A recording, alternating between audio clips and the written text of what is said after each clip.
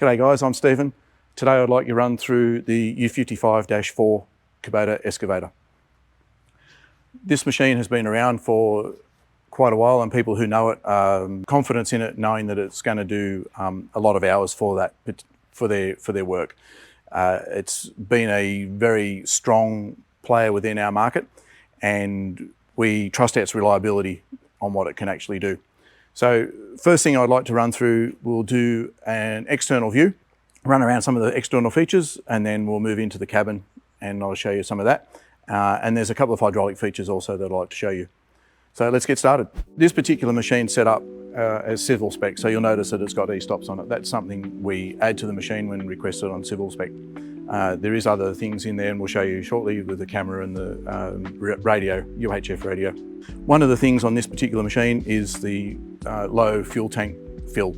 So it's at waist level, so if you're using a jerry can, it's nice and easy to get into the fuel tank. This little button here, it's a fuel level indicator. So if you press that, and we'll press it now, and you probably won't see it, but you can on the dash if we open the door, you hear the buzzer. That buzzer is telling me that the tank is actually full. So if the tank's empty, it'll be just a slow beep, and as the tank increases in level, it builds up in speed till where it is full.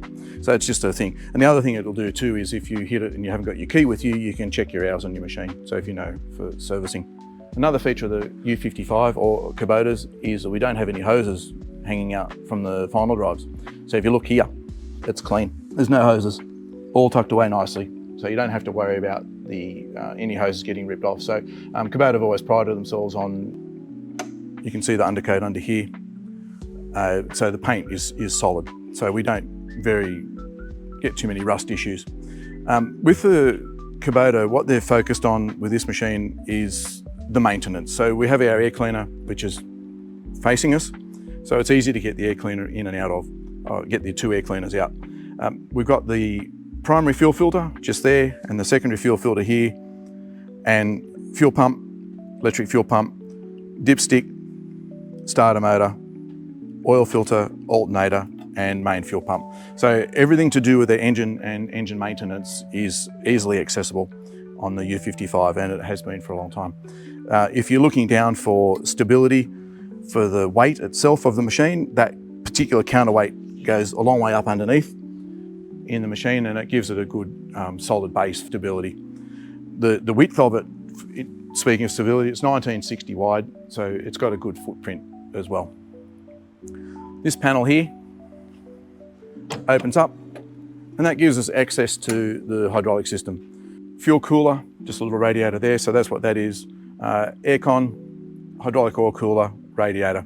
So that's all part of the standard features on the Kubota. The rest of it is a lot of piping. Yes, it is.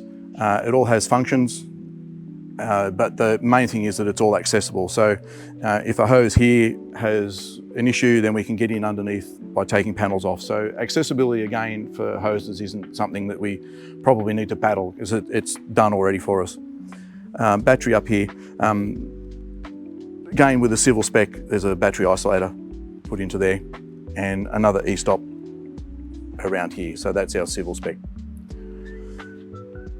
Outside of the machine, so once this is down, another feature is the two-way flow valve. So we've got a diagram up the top there. So currently this particular valve is in two-way flow. If I turn it, that is now one-way flow. So the idea of that is if you're using an auger on the machine, you'll have it in two-way flow. If you're using a hammer, the oil is returning straight to tank rather than going through the valve, and that reduces the back pressure on the hammer. It's a great way of, it just keeps everything flowing nice and neat and keeps temperatures down. Bonnet to close, catch up, and bonnet down. 3 grease nibbles in here. For our maintenance, we've got the back of the slew ram, slew bearing, and slew gear. So that's our 3 maintenance. The Kubota itself has the cast steel king post and then cast steel boom end. And what we do is put steel bushes in the cast section. So we've got a pin and then a steel bush and then the cast. Same in here, pin, steel bush, cast. And then in the king post, in the vertical ones, it's a little bit hard to see, but we also have a pin, steel bush and cast. The idea of that is to stop wearing of the cast section for long-term maintenance. They can be changed without too many hassles at all. So if it does get wear in there, we can take that steel bush out, put a brand new one in and all over that, and you can bring the machine back to brand new, which is a great feature. Little things, we've got a fitting on the bottom of the ram. Now, you might say that that's a bit, yeah, so what? But if you've got a bunch of buckets and you've knocked the bottom of your ram and you've broken the cast fitting off, then it becomes a hassle. So if we've got this one here, it's a replaceable fitting. Something little, but it's another thing that they have. And then all our hoses are hose wrapped, hose burst protection. Solid ram guard, so it's quite thick. I think it's 3 millimeters thick, and it's running on bushes. So it's nice and solid ram guard, and again, hose burst protection on there. And if you're doing a view of the machine itself, you'll see that the hoses themselves are tucked in up into the back of the boom. So we don't have hoses hanging out the side for boom slew or any other function. So everything is all through here, and then it runs up nicely at the back of the machine and then up over the top of the boom all the way down to our functions. So they come with 2 auxiliary line flows on the Kubota. The first one being 75 litres and the smaller one is 37 litres. This particular machine has flat face couplers set up on the larger flow, just purely for hammer, auger, etc., etc. If we put a tilting hitch on it, then it's already piped. So we would use that line there to run the tilting hitch, or you can run it as a case drain if you need to on another implement, but mostly it gets used for tilting hitches. So this particular one is set up with a standard hitch, just a standard hydraulic hitch. So that's only, we're not using those for other implements, and that's the steel piping around there for that. The ram diameter on this particular machine is 55 millimeters. And I'll show you in a minute that something with the Kubota. The rams themselves have stops on the dipper arm and the boom for when you extend it all the way out and all the way in, to stop the machine getting that impact of what ram stop. So it's built into the boom and the dipper arm on the boom up and dipper arm in and out. So that's, I'll show you that in a minute. Have a little access panel here to the front. We have a water drain tap underneath here and travel alarms. So that's what's under there. Entry into the cab, footstep, aluminium footstep, and then here we have the cab. So to open the cab, just catch handle. To close the cabin door, pull that down. So the cabin itself, relating to the civil spec, it's got the reversing camera in that we put in and our UHF radio sitting up in there. This machine, as operator comfort, has, on the cabin machine, has a cloth seat. This seat has 3 height adjustments. So we've got low, medium and high. To adjust the height, if you lift the whole seat up, that's low, medium and high. So all I've done is lift the seat itself up. Forward and reverse for the seat is there. And over on this side, we have our recline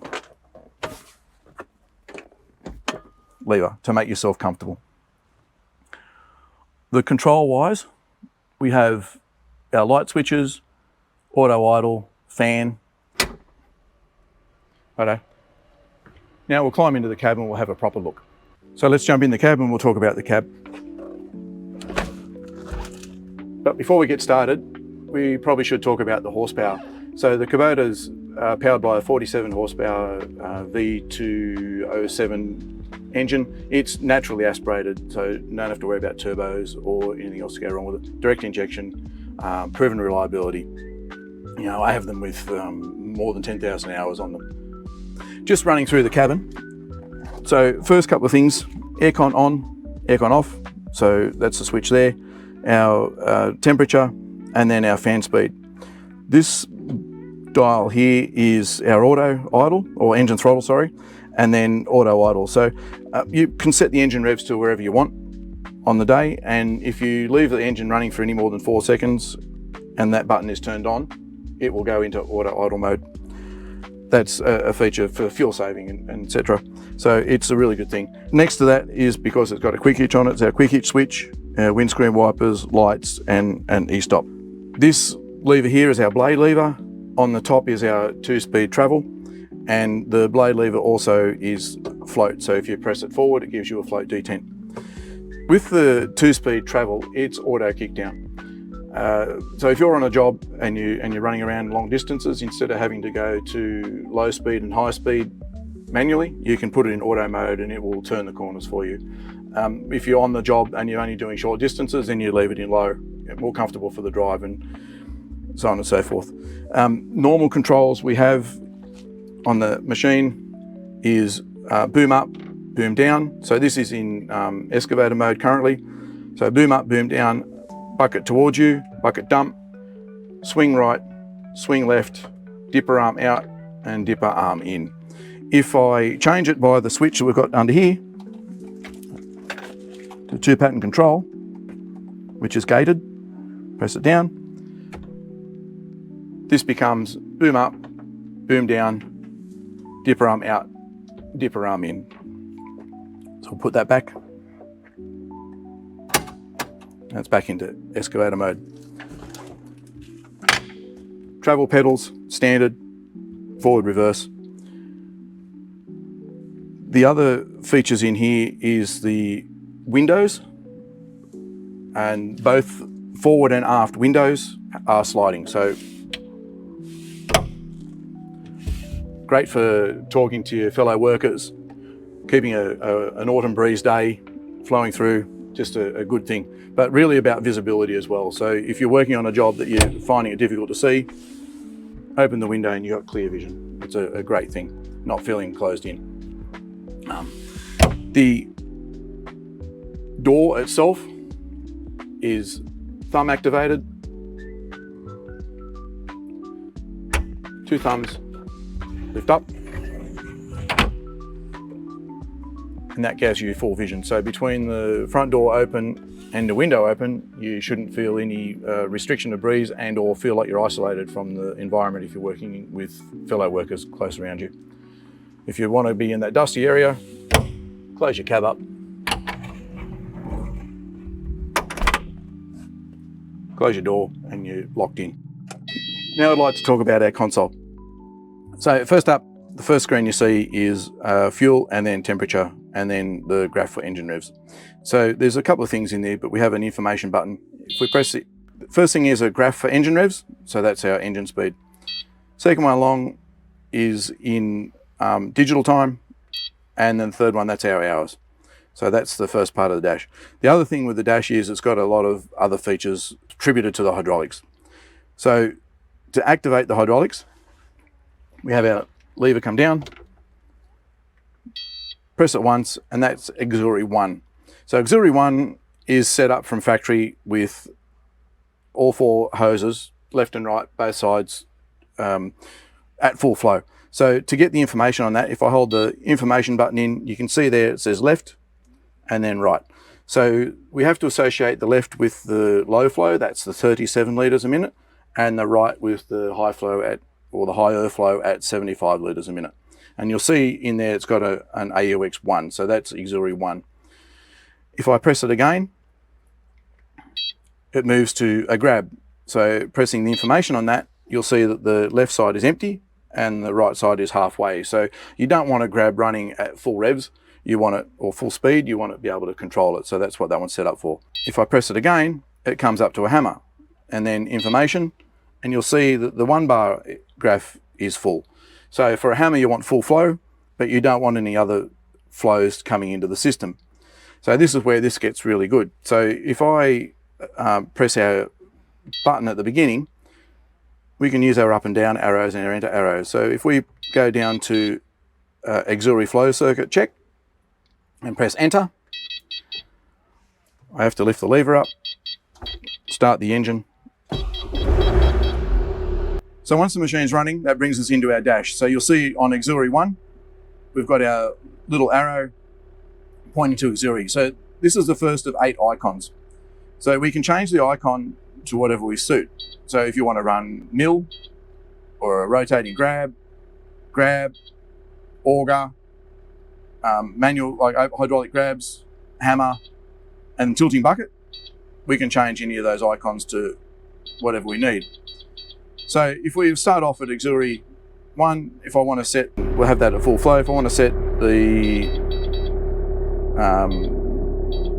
tilting bucket up, for example, I can now move the icon across, and we don't want it to full flow for a tilting bucket, so we can now reduce the flow down and follow the arrow across, down again. So, and then we can keep the auxiliary line at full flow. The really good part of that is not everything is balanced correctly when you put it on. So we can change the flow on that to bring the speed as a balance, and also the speed as a comfortable speed for the operator. So not everybody wants to be able to run the tilting bucket or whatever they are at full speed. So we have full control over this dash for the flow for the auxiliary lines. If I don't want that particular icon, we'll keep it at number 1 for the moment. If I go again, I can do the same thing. I can move the arrow across and bring those flows up. On that way, I can go again and put the hammer, if we want to move the hammer at a slower revs, slower speed, I can reduce the hammer flow. If I have a tilting hitch and I want to put with the hammer on it, and I want the tilting hitch to be able to tilt, I can introduce the oil into auxiliary line and auxiliary line. So that dash can be completely customized to however you feel it should be for your machine. But the standard settings are there. When you get your handover done, if you go through it with a person, you can set it up and you can make it really comfortable. That's the dash. The other thing the machines come with is a ROPS canopy. And everybody loses where the ROPS identification is, and the ROPS identification is down there. So if you ever get stuck, the tag on the cab down there, and that's our ROPS identification. Normal functions, this is boom swing left and right. So I'm just going to start the machine up, and then I'll show you what I was talking about in previous comments about the cushioning on the boom and the dipper arm. So starting the machine, safety lever up, back down. If you noticed, I didn't have to lift it all the way up either. There's a switch that's pretty close now. It's only got to go a little bit now to allow a start. So I'll do it at slow revs first of all. So we come up, slows down. If I build the revs up, cushions it towards the cabin. So if I do the dipper arm,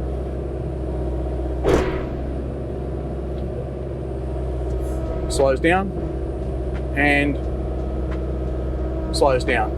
So you're not getting that when you're loading trucks out, you're not having to worry about the crashing that it does, as in, if you look at the bucket, it's not on the bucket cylinder, it does that banging. So by having the dipper arm cushioned, stops it out, it's really good, and then boom up. Something else is good with these is the controls. So if you put it down, you can put it down on the dime, and then you can really control your speed coming in without too much lever movement. So very, very, very balanced on the hydraulics. Out again.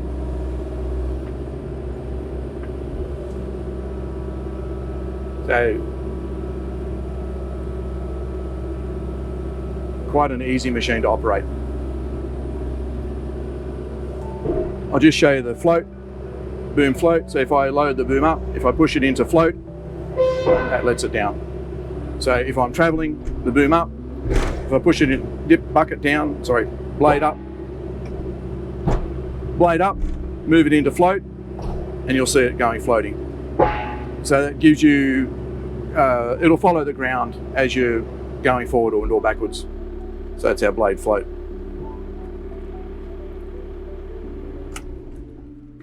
that wraps it up for the KUBOTA U55. I hope you got something out of it. If you have any questions, comments, or anything at all you need, please call below and we're happy to answer as much as we possibly can. Thank you for watching.